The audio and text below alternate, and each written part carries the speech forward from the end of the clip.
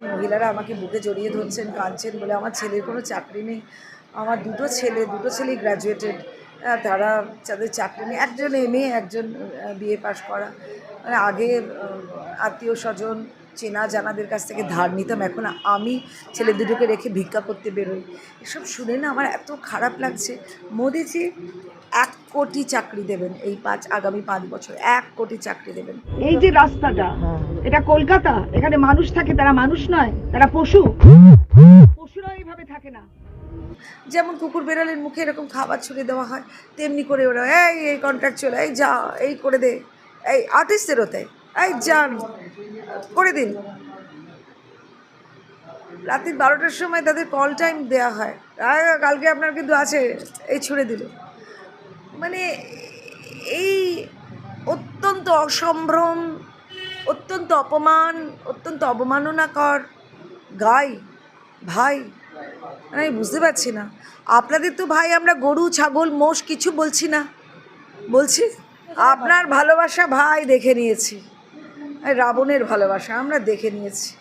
আর ভালোবাসবেন না, আপনি অনেক ভালোবেসেছেন, আর ভালোবাসবেন না। এটাই তো ওদের কালচার, থ্রেড কালচার। পাথর ছুঁড়বো, এই কাশ্মীর বানাবো, এই জঙ্গিপাড়া করবো।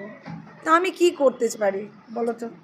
ভোর 6টার সময় লাগিয়ে দিয়েছে লরি, সেখান থেকে ধপাধপ পড়ছে। আমি আজকে নীলষষ্ঠীর পুজো ছিল, তো আমি সেই পুজো, আমি ভোর থেকে উঠে আমাকে 8টার মধ্যে বেরিয়ে যেতে হবে। আমি ভোর থেকে উঠে সব পুজো সব ব্যবস্থা করছি। আওয়াজ হচ্ছে, পাথরের আওয়াজ হচ্ছে। আমি প্রথমে কেয়ার করিনি। আমার মন্দিরটা নর্থ ইস্টের দিকে, আর এ পড়ছে সাউথের দিকে।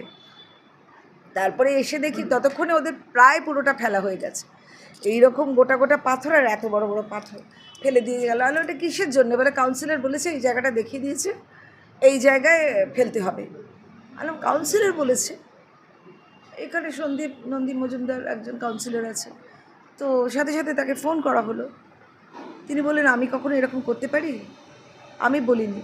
তো এটা বোধহয় পার্সোনাল এরকম হতে পারে না। যে এরকম মতো যে ইটগুলো, এগুলো রাস্তায় গার্ডেনে লাগানো হয়। তারপরে থানায় খবর দেওয়া হলো, মিডিয়া থেকে জেনে চলে এলো। আমার দেরি হচ্ছে, আমার পুজো, মানে একটা বিচ্ছিরি ব্যাপার হলো। আর আমি খুব আতঙ্কের মধ্যে ছিলাম। আমার নারী শক্তিরা আসে এখানে অনেক, এখানে বেশি আসে নির্বাচনী কার্যালয়ে। তা এইবার যদি ইট যদি কেউ ছোড়ে, আর এত এসি, এত কাঁচের জানলা, আমি বলছি যে এগুলো করাটা কেন? আপনারা কি বুঝতে পেরে গেছেন যে আপনারা হেরে যাচ্ছেন? আমরা জানি যে আমরা জিতছি, কিন্তু আপনারা কি এত তৎপর হয়ে গেছেন যে আমরা হেরে যাচ্ছি এবং যে কোনোভাবে প্রার্থীকে একটুখানি আতঙ্কিত করার চেষ্টা করব? এদের কথাবার্তা,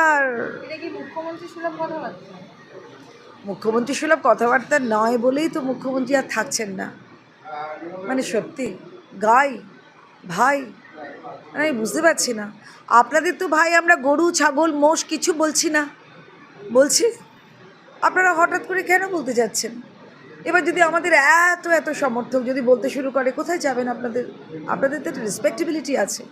এটা আমাদের দিল্লি থেকে আসছেন, তাতে একটা রেসপেক্টেবিলিটি আছে। তাদের কাছ থেকে এত কোটি হাজার কোটি টাকা নিয়ে হজম করে বসে আছেন। ইউসি সার্টিফিকেট দেননি, ইউটিলাইজেশন সার্টিফিকেট দেননি। তাহলে আপনারা আপনাদের কোনো মিনিমাল একটা ডিসেন্সি নেই, আর একটা ধন্যবাদ দেওয়ারও কোনো ব্যাপার নেই। কি আপনারা কোনো গ্র্যাটিটিউড নেই, কোনো রেসপেক্টেবিলিটি নেই। কিন্তু মুখ আছে বলেই যা তা বলিতে পারি। তো আমাদেরও মুখ আছে, আমরা তো কই আপনাদের এরকম করে বলছি না। যেটা খারাপ করছে সেইটা বলছি, পলিসিটা বলছি। আপনারা চুরি করেছেন, তো বলছি যে চুরিটা হয়েছে, এ ব্যতীত তো আর কিছু বলা হচ্ছে না। কি আশ্চর্য বলো। আমরা 2 কোটি ছেলে মেয়েদেরকে চাকরি দিয়েছি, মুখ্যমন্ত্রী বলছে। দেখে নিয়েছি ভাই, দেখে নিয়েছি আপনি কি চাকরি দিয়েছেন। ডবল চাকরি আমি দেখে নিয়েছি, ডবল চাকরি। ওই চায়ের দোকানে কাজ করা, এইখানে দরওয়ানের কাজ করা। এই আমাদের আসল যারা শিক্ষিত মানুষ তারা এখানে নেই। এই পুরো বাংলাটা হয়ে গেছে এখন বৃদ্ধাশ্রম। তাদের ছেলেমেয়েরা সব পরিযায়ী, সব বাইরে কাজ করে। কি চাকরি দিয়েছেন আমাদের জানা হয়ে গেছে। আমি কয়েকজনকে জানি, 15,000-16,000 টাকায় চাকরিতে ঢুকেছিল। তারপরে কাটমানি দিতেই তা ওরা পেত ধরো 6-7 হাজার টাকা। এখন প্রায় 11 বছর বাদে পাচ্ছে 11,000 টাকা। 11,000 টাকা, তার মানে সেই প্রায় 25-26 হাজার টাকাটা ওরা পাচ্ছে 11,000 টাকা। বাকিটা কার পকেটে যায়? এই কাটমানির কালচার, এই থ্রেট কালচার, এই গুন্ডামির কালচার, এই মাফিয়াগিরি, এগুলো কি হচ্ছে বলুন তো? দিদি আপনি সকাল থেকে ক্যাম্পেনিং করছেন, 3 বেলা ক্যাম্পেনিং করছেন, কি বুঝছেন এই টালিগঞ্জবাসী? প্রচণ্ড সারা একেবারে কাঁদছেন মহিলারা, আমাকে বুকে জড়িয়ে ধরছেন, কাঁদছেন বলে আমার ছেলের কোনো চাকরি নেই। আমার দুটো ছেলেই গ্র্যাজুয়েটেড, তারা যাদের চাকরি নেই, একজন MA, একজন BA পাশ করা।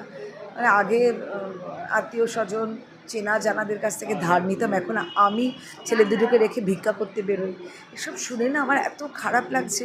মোদিজি 1 কোটি চাকরি দেবেন এই আগামী 5 বছর, 1 কোটি চাকরি দেবেন, এবং যতক্ষণ না চাকরি পাওয়া যাচ্ছে উনি 3,000 টাকা করে দেবেন ছেলেদের এবং মেয়েদের। দিচ্ছেন তো, উনি দেবেন বলেছেন, আর এটা মোদির গ্যারেন্টি। এবার চাকরিটা পাওয়ার জন্য উনি 21,000 টাকা ট্রেনিংয়ের জন্য ওদের অ্যাকাউন্টে চলে যাবে, তারপরে চাকরি পাবে। আসল তো চাকরি, এই চাকরিটা পাচ্ছে না বলেই তো গুন্ডা হয়ে গেল ছেলেগুলো। ভদ্রমহিলা বলছে আমার ছেলের বন্ধুরা সব গুন্ডা হয়ে গেছে, আমি আমার ছেলেকে ছাড়িনি। গুন্ডা মানে কি? মাফিয়াগিরি করছে, থ্রেট কালচার করছে। ছেলেদের হাতে চাকরি থাকলে, তারা যদি চাকরির একটা এরকম প্রতিশ্রুতি পায়, তারা বিজেপিকেই ভোট দেবে, এবং বিজেপি আসলে একটা আমি বলছি অনেক ভালো হবে, জানো তো, অনেক ঠিকঠাক হবে, অনেক মানুষের মধ্যে সম্ভ্রম বোধটা জাগবে। এ তো সম্ভ্রম নেই, যেমন কুকুর বেড়ালের মুখে এরকম খাবার ছুড়ে দেওয়া হয়, তেমনি করে ওরা এই কন্ট্রাকচুয়াল, এই যা, এই করে দে, এই আর্টিস্টদেরও তাই, এই যান করে দিন। রাত্রি 12টার সময় তাদের কল টাইম দেওয়া হয়, কালকে আপনার কিন্তু আছে, এই ছুড়ে দিল। মানে এই অত্যন্ত অসম্ভ্রম, অত্যন্ত অপমান, অত্যন্ত অবমাননাকর যে একটা জায়গায় আমরা পুরো টালিগঞ্জবাসী পড়ে রয়েছি। আমার মনে হয়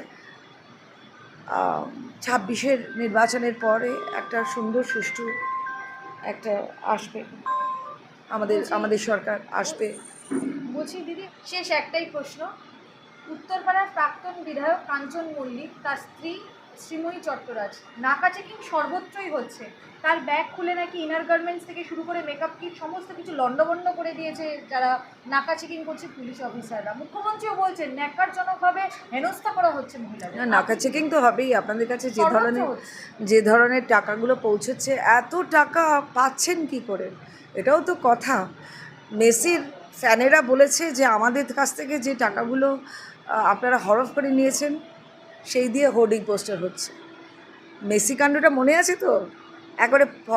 একেবারে আমাদের যুবকদের সমস্ত আশা নষ্ট করে দিয়েছিলেন, প্রত্যাশা সব নষ্ট করে দিয়েছিলেন। তো মেসি সিন্ডিকেটে তো আমরা দেখে নিয়েছি ফুটবলের সিন্ডিকেট কী হয়েছিল। মেসি চুরি। তো যাই হোক, ওরা কি ভুলেছে? মাত্র তো 13ই ডিসেম্বর, কটা মাস, কিন্তু আপনাদের কফিনের শেষ পেরেকটা পোঁতা হয়ে গেছে এই এক মেসি কাণ্ডে। চৌঠা মে মুখ্যমন্ত্রী তো বলছে আমি 226টা সিটে জিতছি। না, উনি 294টা ছাড়লেন কেন? 294টা তো সেট, 226টা কেন? 294টা বলতে পারতেন। কনফিডেন্স ভালো, জোয়ার উঠেছে, জনজাগরণ উঠেছে, মানুষ জেগেছে। রাস্তায় ঘাটে তো ঘুরছেন না, ঘুরুন, কি আছে আপনাদের জন্য, কি রাখা আছে।